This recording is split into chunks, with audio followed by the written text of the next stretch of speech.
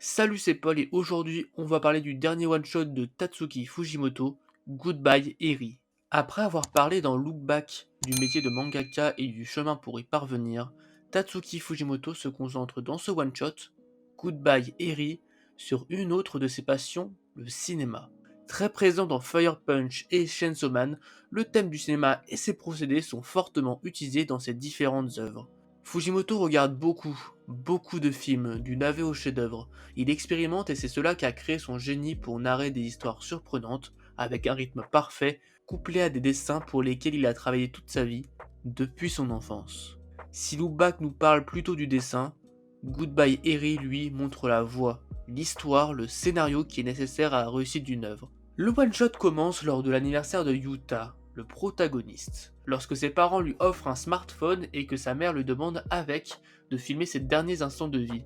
Yuta, lui, ne semble au départ pas fait pour ça, il filme tout et n'importe quoi. Fujimoto arrive à montrer son inexpérience dans le cadrage à travers son dessin, ce qui rend le tout encore plus réaliste.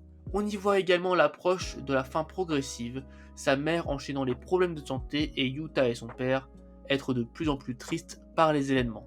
Yuta travaille sans relâche sur ce projet morbide de filmer les derniers instants de sa mère pour au final gâcher l'intrigue à travers cette scène finale qui fait débat. L'explosion fictive de l'hôpital où sa mère vit ses derniers instants. Une fin jugée irrespectueuse du point de vue des autres, nécessaire selon lui qui n'a pas eu le courage, la force de filmer les tout derniers instants de sa mère à l'hôpital. Un projet pour lequel il a dédié ses années collégiennes, se réfugiant dans ce dernier, le syndrome du projet qui prend tout notre temps, tout notre être. Mais ce dernier lui a pris quelque chose de plus important, ces derniers instants avec sa mère, qu'il a vécu derrière la caméra. Mais finalement, la maladie l'a emporté, laissant derrière sa famille, son enfant traumatisé par les retours des autres, voulant se suicider. Il dévoile d'ailleurs ses idées sombres non pas en vrai, mais à travers une caméra. Sa déconnexion de la réalité est de plus en plus profonde.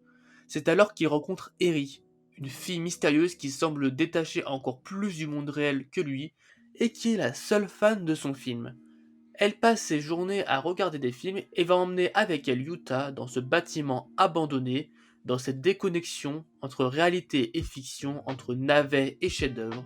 Une déconnexion progressive de la réalité que le protagoniste avait entamée en ne vivant plus à travers lui, mais à travers la caméra lorsqu'il filmait les derniers instants de sa mère. Cette déconnexion va de plus en plus loin, ce qui transforme la vision que le protagoniste a de Eri en vampire, immortel ou presque, passant ses journées à regarder des films. Elle est clairement une référence à un autre personnage de Fujimoto, Togata, dans Fire Punch. Elle rappelle également Makima et sa relation avec Denji dans Chainsaw Man lorsqu'ils vont enchaîner les films lors d'un rendez-vous. Yuta rappelle d'ailleurs Denji d'une certaine manière, dans son comportement jugé enfantin, sa déconnexion avec la réalité et certaines de ses attirances.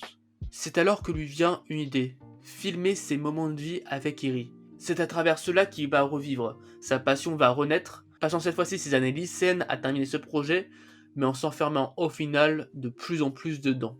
Lorsqu'elle va lui proposer de filmer ses derniers moments de vie, il va refuser, comme avec sa mère, et partir. C'est finalement à travers une discussion avec son père, qui lui a filmé les derniers moments de sa mère, révélant qu'elle était en fait dans la vie pas aussi agréable que le montrait Yuta dans son film, que Yuta va finalement faire l'effort de filmer les derniers instants d'Eri. En y passant cette fois-ci tout son temps du lycée, en appliquant ce qu'il a appris en regardant ses navets et ses chefs-d'œuvre avec Eri, et la fin qui ne se finit pas par une explosion mais par la mort d'Eri, lui ont permis d'avoir un grand succès lorsqu'il présenta son film à son école. Ce film étant plus ancré dans la réalité à travers sa fin qui était plus commune, plus touchante. Quelques années plus tard, il continua néanmoins de revoir ces scènes et de remonter ce film. Malgré sa vie de famille accomplie, Yuta ne va pas avoir d'émotion lors du décès de sa femme et son enfant dans un accident de la route. Il avait déjà subi trop de séquelles de la disparition de sa mère et d'Eri. Sa déconnexion de la réalité est devenue totale. Mais coup de théâtre, Eri n'était pas morte. Elle était bel et bien un vampire et sa conscience, qui avait vécu trop d'événements, avait été détruite comme tous les 200 ans.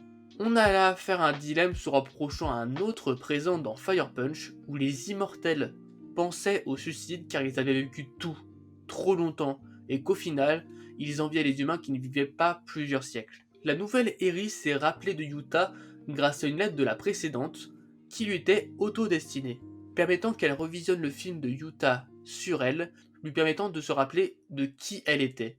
Revenons donc à leur lieu de visionnage initial. C'est en effet l'un des buts de ces films récapitulatifs.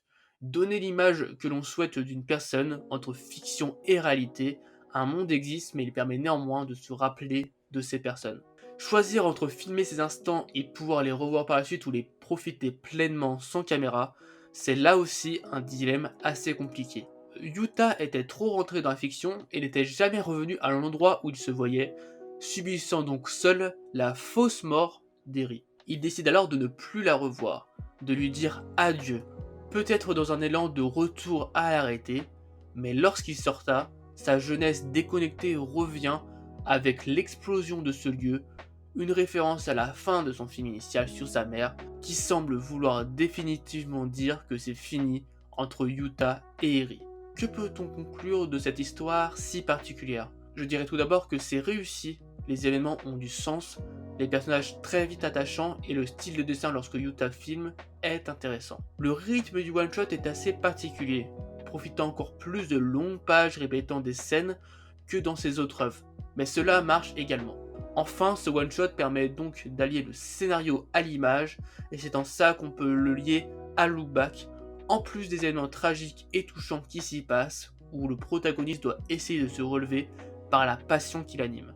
C'est donc encore une fois un one-shot qui se veut semi-autobiographique. Il rappelle quelques éléments du passé de Fujimoto sans pour autant être un copier-coller. Et c'est pour moi la meilleure façon de représenter ses idées. Voilà, j'espère que cette vidéo vous a plu. Si le cas, n'hésitez pas à liker, commenter, partager. Je vous invite également à me suivre sur les différents réseaux sociaux, le lien est dans la description. Sur ce, je vous souhaite une bonne journée, une bonne soirée. C'était Paul, salut!